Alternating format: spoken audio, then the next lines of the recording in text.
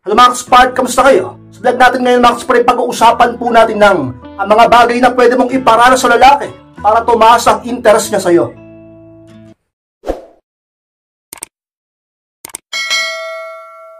At kung handa na kayong lahat mga ka-Spark, mag-start na po tayo. At muli, be inspired!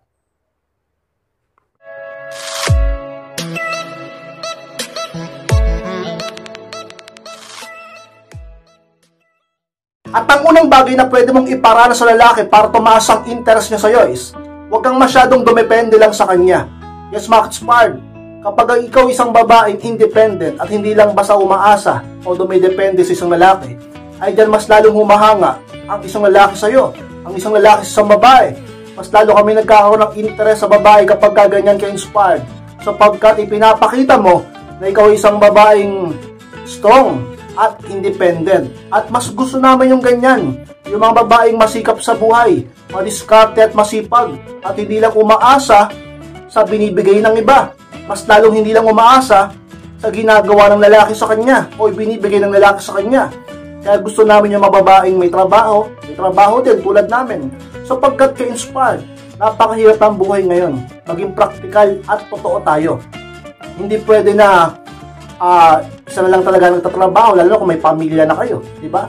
Lalo kung marami kayong anak. Mas lalong gusto ng lalaki na ang isang babae tinutulungan siya at hindi lang dumedepende sa kanya. Sapagkat ka-inspired, mas lalo kang mamahalin at hahangaan ng isang lalaki kahit pa, bago pa lang kayo magkakilala, nalaman niya na ikaw isang babaeng may sabihating may pinagkakabalahan, may pinagsisikapan sa buhay, may sariling diskarte, at hindi lang basta umaasa sa pamilya o sa magulang, ay ka-inspired, mas lalo kanyang gugustuhin. Mas lalong attractive yan sa aming mga kalakihan. Kesa naman sa isang babae na lagi na lang umaasa kung kani-kanino, isang babaeng umaasa o dumedepende lang sa lalaki, isang babaeng tamad, at isang babaeng ka-inspired na wala nang ibang ginawa kundi humilata at tumambay na lang.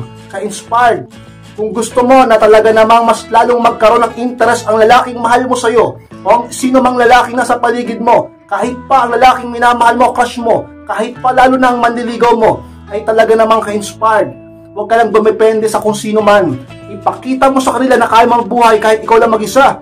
Kahit na wala kang ibang tumutulong sa'yo. At kahit pa ka-inspired na ikaw isang babae, marami kang kayang gawin at patunayan sa buhay mo. At dyan mas lalo kami magkaka-interest sa babae, sapagkat hindi ka basta-basta lang na babaeng sinasabi nila sa mundong ito. At ang panong bagay ka-inspired na pwede mong iparana sa isang lalaki upang mas lalong tumaas ang interest niya sa'yo is huwag kang masyadong mahigpit sa kanya. Yes, mga ka-inspired, ang pangalawa, kung ikaw ay hindi masyadong magiging mahigpit sa partner mo, ay talaga namang ka-inspired, mabibigyan mo siya ng kaluwagan at space at oras para sa sarili niya. At kapag ka ang isang lalaki may oras para sa sarili niya, may oras din siya para isipin ka. At kapag iniisip ka niya, tataas lalo ang interest niya sa'yo, sapagkat mas lalo ka nagiging mahalaga sa kanya. Bakit ka mas lalo nagiging mahalaga? Dahil hindi ka nga niya palagi nakakausap at nakikita. Dahil hindi ka masyadong mahigpit sa kanya. Pero huwag ka rin masyadong maluwag sa kanya. Dapat tama lang, lahat sapat lang, pati na ang pag-uusap yung dalawa. Sapat na oras lang, tama na yon. Huwag lang sobra, pero huwag din kulang. Dapat binibigyan nyo ng space ang isa't isa upang mag-grow kayo sa inyong mga buhay. At hindi pwedeng kayo na lang palagi magkasama o nagkikita o magkausap upang may marami kayong magawa sa araw-araw. At matuto kayo na magpa-miss sa isa't isa, sapagkat ka-inspired kapag ikaw ay isang babaeng masyadong needy at clingy at takaw sa oras ng boyfriend o asawa mo, tipong nagtatampo ka pa kapag di siya nagbibigay ng oras sa'yo, ay magkakasawaan kayo. At imbis na mamiss ka ng partner mo, tumaas ang interest niya sa'yo at maging malambing siya sa'yo at gawin niya lahat para sa'yo, ay hindi mangyayari yon. Bakit? Sapagkat ka-inspired, masyado kang needy sa kanya. Hindi mo siya binibigyan ng pagkakataon na magdagdagan ng interest niya sa'yo. Papaisip siya sa'yo kung kamusta ka, kung anong ginagawa mo. Eh wala, lagi na lang kayo magkausap, lagi na lang kayo nakikita, lagi na lang kayo magkasama. Diba? Napaka-needy mo pa, nangaaway ka pa, nagtatampo ka pa, nagdedemand ka pa, ang kulit mo pa. Ka-inspired. Ang isang lalaki dapat hinahayaan mo rin sa kanyang buhay upang magtagumpay din siya, sapagkat kapag nagtagumpay yan, damay ka din naman. Bakit? Dahil ikaw ang babaeng mahal niya. At Kaya naman siyempre siguro naghihirap din yung iba. Kasi, di ba, imbis na magtagumpay sa kanilang buhay, sila lagi ang magkasama, lagi naman nag-aaway. Ka-inspired, okay yung ganyan, okay yung needy. Nandyan lang yan, ikaw lang ang mamahalin yan. Bigyan mo siya ng oras para sa buhay niya, sa sarili niya, sa mga pangarap niya. Magbigay luwag ka sa kanya, huwag ka masyadong mahigpit. Ka-inspired, hayaan mo siya, mamahalin ka niyan, lalo na kapag ka ganyan. Bakit? Dahil nga iisip-isipin ka niya sa mga panahong may ginagawa siya. Papasok at papasok ka sa utak niyan, kahit busy pa siya. At doon siya na mismo ang gagawa ng paraan para makausap ka. At ikaw, bilang isang babae na hindi masyadong mahigpit sa kanya, dapat meron ka rin ginagawa upang hindi ka rin maging needy sa kanya at hindi ka laging magparamdam at hindi ka laging available. At ikaw bilang isang babae ay dapat lagi ka nagpapaganda habang ang lalaking mahal mo ay busy sa pagtatagumpay niya at busy sa kanyang trabaho. Bilang isang babae, may trabaho ka rin naman, ay dapat nag-i-improve din ng iyong buhay para dumating ang pagkakataon na maging matibay kayo sa isa't isa. Hindi lang inyong pag-iibigan, kundi ng inyong financial status ka-inspired. At doon nagkakaroon talaga ng tunay na forever ang magkasintahan o dalawang mag-asawa. Dahil hindi lang puro pag-ibig, kundi may kasamang ka-inspired pagsisikap sa buhay. Dahil hindi kayo masyadong nilis sa isa't isa at binibigyan mo ng luwag ang partner mo upang magtagumpay kayong dalawa. At doon mas lalong magkaka-interest sa iyong lalaki. Dahil ka-inspired, sabi ko nga, mas magiging mahalaga ka. Maiisip at maiisip ka niya sa mga panahon ka-inspired na hindi ka masyadong nagpaparamdam sa kanya at binibigyan luwag mo siya para sa mga ginagawa niya. At ang pangatlong bagay ka-inspired na pwede mong iparanas sa lalaki upang tumaas ang interest niya sa iyo, mas lalong tumaas ang interest niya sa iyo is, huwag kang palaging makipagtalo o makipag-away sa kanya. Yes, mga ka-inspired, iwasan niyo yung laging pagtatalo at pakikipag-away sa partner niyo. Unang-una sa lahat, hindi naman yan nakakatulong para mag-grow kayo. Hindi naman yan nakakatulong para maging strong kayo, tumibay kayo.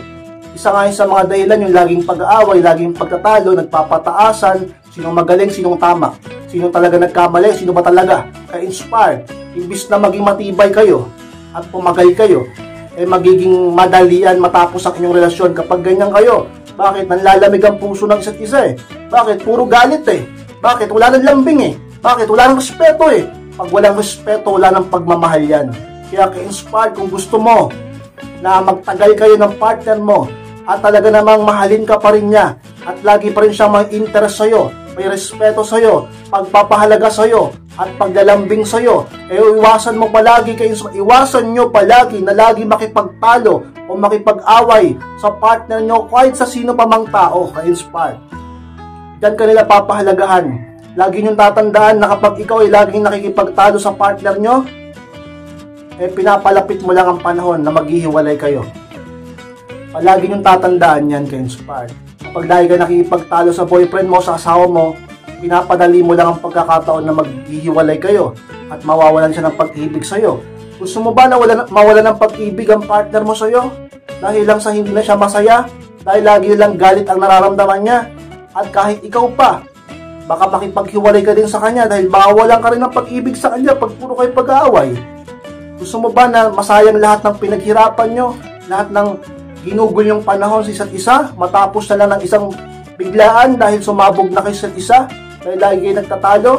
Mawawala ng babagsak ang interest, babagsak ang attraction. Pag bumagsak yung dalawang yan, babagsak din ang pag-ibig ng dalawa. At ang inyong relasyon na matagal nyong pinag-ingatan, na matagal nyong pinaggugulan ng oras, ang inyong relasyon ay masisira at mawawala.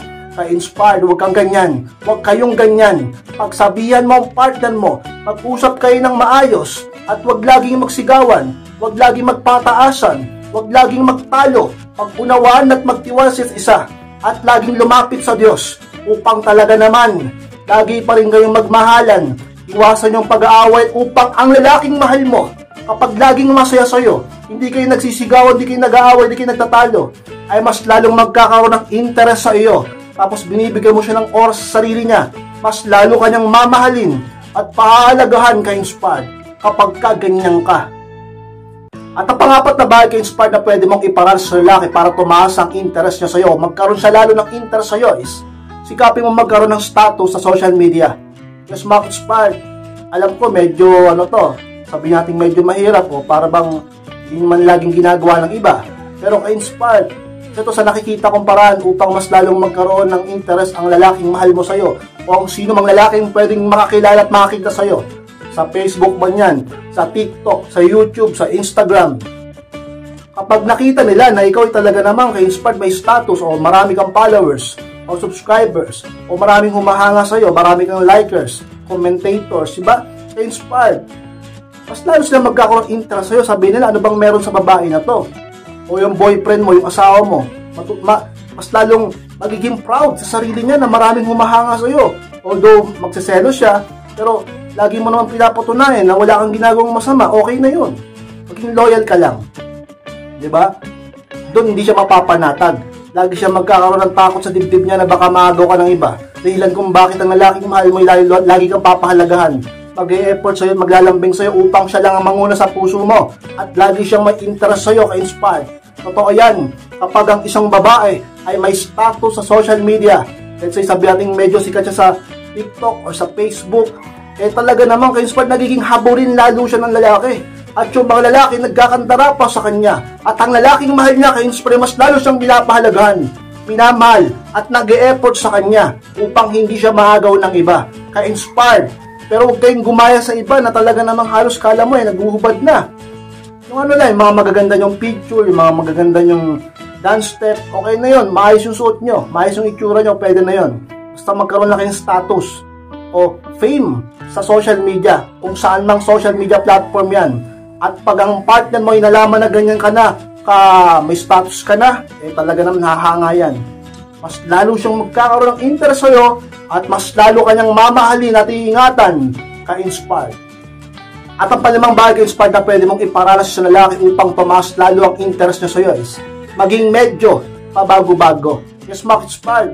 Alam niyo kasi mga ka-inspired, kapag may pattern na or paulit-ulit na lang ang inyong ginagawa, ang pang-araw-araw inyong ginagawa, let's say mula umaga hanggang gabi, talaga namang nag-chat kayo, nagbi-video call, nagte-text. Pag nagde-date kayo, doon na lang kayo lagi pupunta. Pag nagkumakain kayo, yun na lang lagi kinakain nyo. Paulit-ulit na lang. Wala nang bago. Dapat medyo maging pabago-bago kayo o maging pabago-bago ka upang ang lalaking mahal mo lagi pa rin may mystery sa'yo o lagi pa rin na-challenge sa'yo. Lagi pa rin napapaisip sa'yo. Ano ba talagang gusto mo? Napapaisip siya sa'yo. Hindi yung kilalang-kilala ka na niya. Doon minsan hindi natin napapansin, nagsasawa ng partner natin sa atin. Nagsasawa na, nanlalamig na. Kasi alam na alam niya ng lahat sa atin . Kaya dapat, ka-inspired, ikaw ay isang tao na marunong kang sabihin nating maging unpredictable ka. Diba? Hindi niya alam kung ngayon, ano kaya gusto itong babae na to. Mahalaga kasi na napapaisip lagi ang partner natin sa atin. Napapaisip lagi ang lalaking mahal mo sa'yo upang mas lalo kang maging mahalaga at mag-effort sa sayo. Lagi yung tatandaan na mga kalalakihan, mas ginagamit namin ng aming utak una kaysa sa aming puso. Kapag ang isang lalaki lagi pumapasok sa utak niya, doon ka mas lalo nagiging mahalaga. Kami naman, kapag pumapasok kami sa damdamin nyo, nagiging emosyonal kayo, dahil sa amin, doon kami mas lalo nagiging mahalaga sa babae. Magkaiba ang lalaki at babae ka-inspired.